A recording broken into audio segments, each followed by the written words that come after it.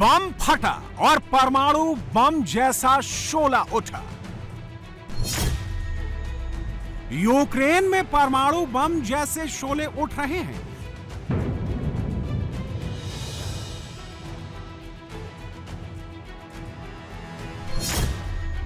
Putin की rocket army Ukraine में तबाही मचा रही है।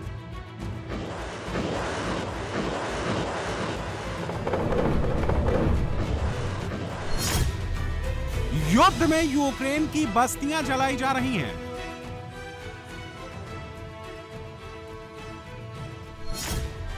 लेबनान में बारूद बरस रहा है।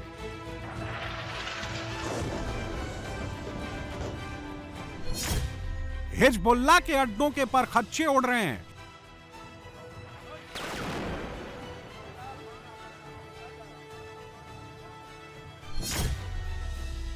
कैरेबियन सागर में युद्ध भड़कने लगा है।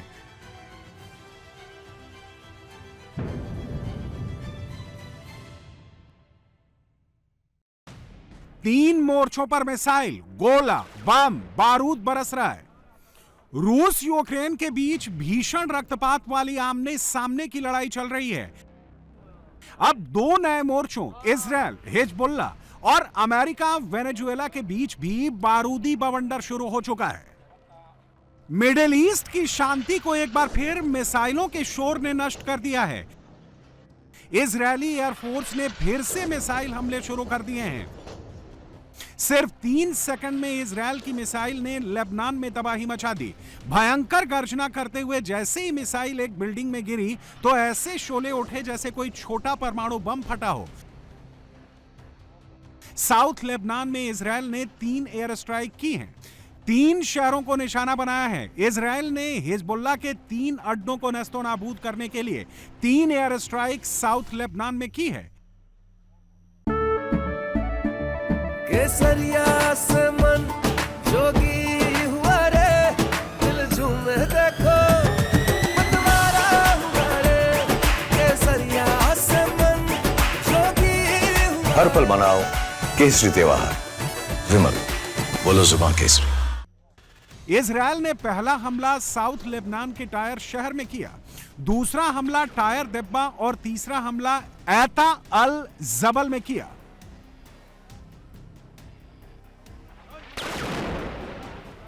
यह साउथ लेबनान के टायर सिटी का इलाका है जहां अंधेरे में नहीं, दिन की रोशनी में इजरायल ने मिसाइल मारी। मिसाइल एक रिहायशी इलाके में गिरी, जिसके बाद इतना बड़ा धमाका हुआ कि इमारत के परखच्चे उड़ गए। आसमान में काला धुआं छा गया जो कई किलोमीटर दूर से दिखाई दे रहा था। हमास से सीज फायर के बाद लेबनान इजरायल बॉर्डर पर करीब साल भर से शांति थी। हमास का मामला रफा दफा होते ही यहां फिर आग बरसने लगी है। इजरायल का दावा है कि शांति काल में शिया आतंकी संगठन हिजबुल्लाह ने फिर यहां अपने अड्डे बना लिए थे, जो इजरायल की सुरक्षा के लिए खतरा है। इजरायल ने उन्हें ही टारगेट किया। हिजबुल्लाह लड़ाके अब पलटवार की तैयारी में हैं। उनकी रॉकेट ब्रिगेड ने इजरायल के हमलों का जवाब देने की तैयारी कर ली है। अगर ऐसा होता है तो मिडिल ईस्ट में एक बार फिर भयंकर युद्ध छिड़ सकता है।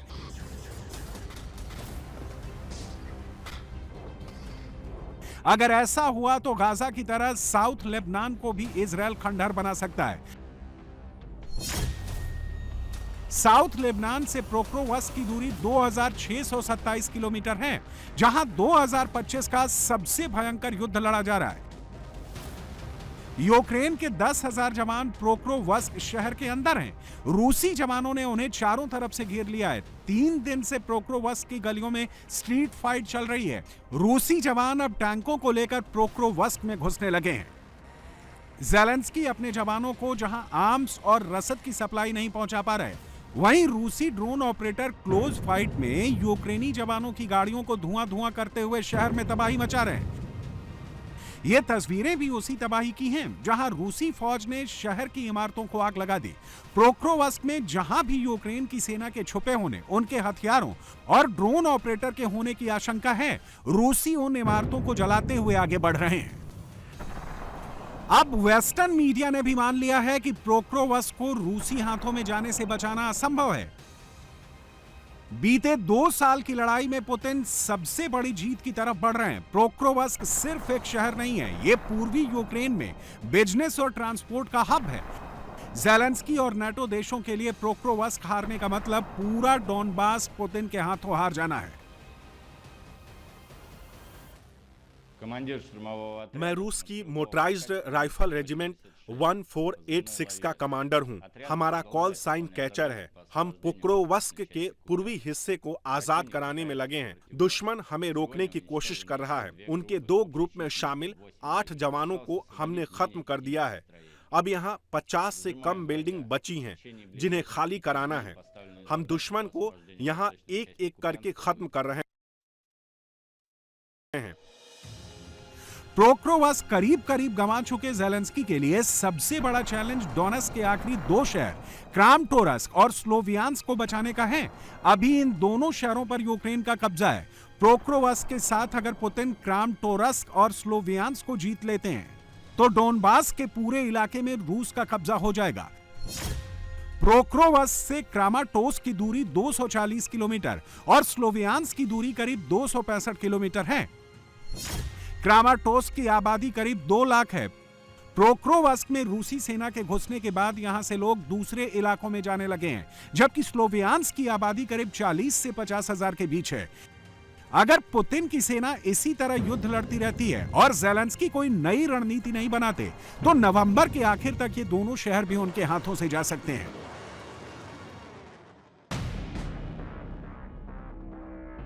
पुतिन को पोक्रोवस्क से आगे बढ़ने से रोकने के लिए नाटो देशों ने यूक्रेनी ड्रोन में मॉडिफिकेशन किए हैं।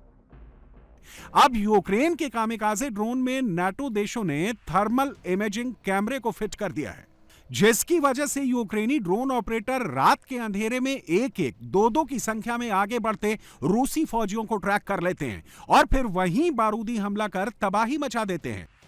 रूस की पैदल सेना नए इलाके पर कब्जे के लिए आमतौर पर रात के अंधेरे में आगे बढ़ती है। यह देखिए, रात के घुप अंधेरे में एक रूसी जवान जंगल में पेड़ के पास मोर्चा लेकर बैठा है। तभी थर्मल इमेजिंग कैमरों से लैस यूक्रेनी सुसाइड ड्रोन अटैक करता है। ज़ेलेंस्की और नाटो की दूसरी रणनीति यूक्रेन के उन हिस्सों में बड़े हमले करने की है जहां कब्जे के बाद रूस ने हथियारों के डिपो बनाए हैं।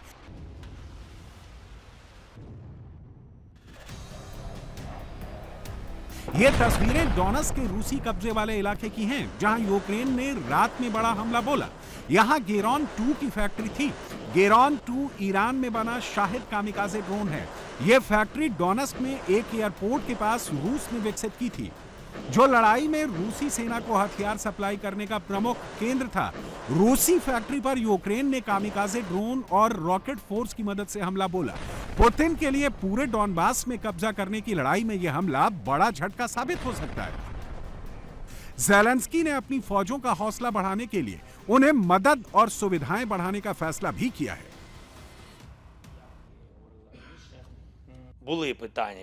ब्रिगेड द्वारा उठाए गए कुछ मुद्दे ऐसे थे जो दुर्भाग्यवश पूरी तरह प्रभावी नहीं थे। बटालियन कमांडरों से हथियारों की आपूर्ति और सहायता कार्यक्रमों के बारे में भी जानकारी मिली है।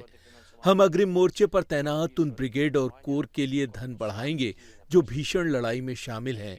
सरकारी अधिकारियों को सेना के आवश्यक उपकरण, हार्डवेयर और पुर्जे खरीदने की क्षमता का विस्तार करना होगा। हमने अपनी सेना में सेवा के नए अनुबंध आधारित ढांचे पर भी विस्तार से चर्चा की है।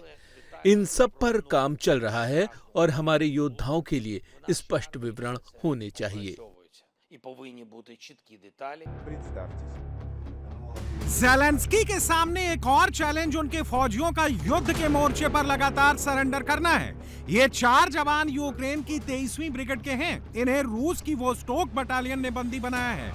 इन्हें पोक्रोवस्क इलाके में भीषण युद्ध के बाद बंदी बनाया गया। कई दिन से हथियार और गोला बारूद नहीं मिल पाने के बाद यूक्रेन के ये चारों फौजी एक इमारत के अंडरग्राउंड बंकर में छुप गए थे।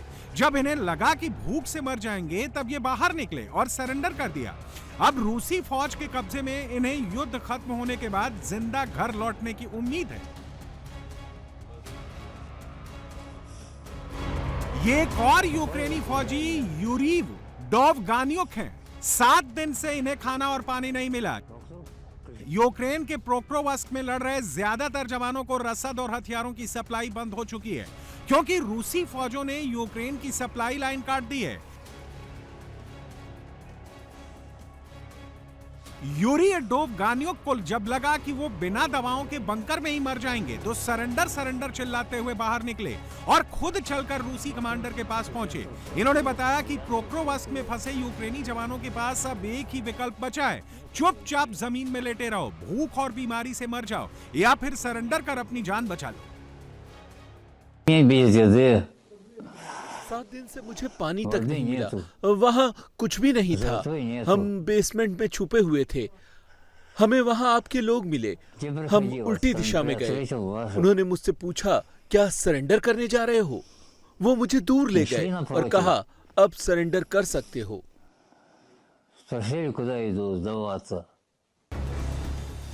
रूस यूक्रेन जंग में अब 80% लड़ाई ड्रोन से लड़ी जा रही है। दोनों तरफ से छोटे कामिकाजे ड्रोन 20 से 30 किलोमीटर की लड़ाई में इस्तेमाल किए जा रहे हैं।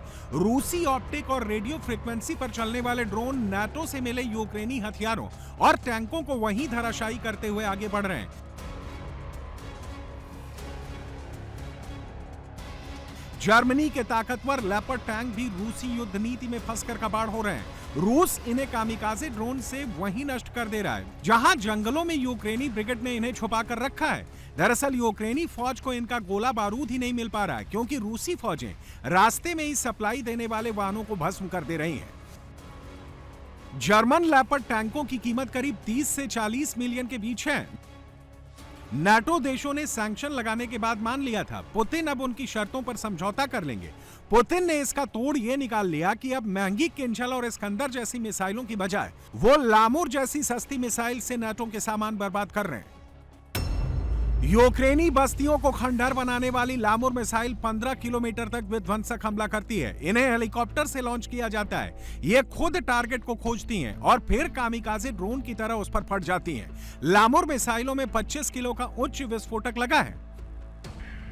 यूक्रेन में लंबी दूरी के एनर्जी इंफ्रास्ट्रक्चर को तबाह करने के लिए पुतिन किंजल और इस्कंदर जैसी घातक क्रूज मिसाइलों से हमला कर रहे हैं। 24 घंटे में कीव और उसके पास कई बड़े मिसाइल हमले रूस ने यूक्रेन के ऊर्जा सेक्टर पर किए हैं। इसका दोहरा दबाव ज़ेलेंस्की पर पड़ रहा है। वो राजधानी कीव और उसके आसपास के इलाके को बचाएं या खार्किव और डोनेट्स्क की लड़ाई में ताकत झोंकें। किंजल मिसाइल 12,000 किलोमीटर प्रति घंटे की रफ्तार से टारगेट पर हमला करती है। 2,000 किलोमीटर दूर कोई भी टारगेट इनके प्रहार से बच नहीं सकता। इनमें लगा 480 किलो का विस्फोटक इन्हें बहुत घातक बनाता है। रही सही कसर रूस का फैब 500 बम पूरी कर दे रहा है। अक्टूबर से पुतिन की आर्मी एरियल गाइडेड बम से भयंकर तबाही मचा रही है।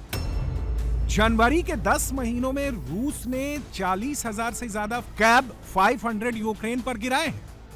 केवल अक्टूबर में 5,328 बम बरसाए हैं। नाटो देश जैसे जैसे यूक्रेन में हथियारों की खेप बढ़ा रहे हैं, पुतिन उतना ही तगड़ा पलटवार ज़ेलेंस्की पर कर रहे हैं। पुतिन हर हाल में नाटो को यूक्रेन से दूर रखना चाहते हैं। रूस को नाटो अपने लिए खतरा मान रहा है। रोमानियो में नाटो महासचिव मार्क रूटे ने फिर नाटो देशों को रूस के खिलाफ भड़का।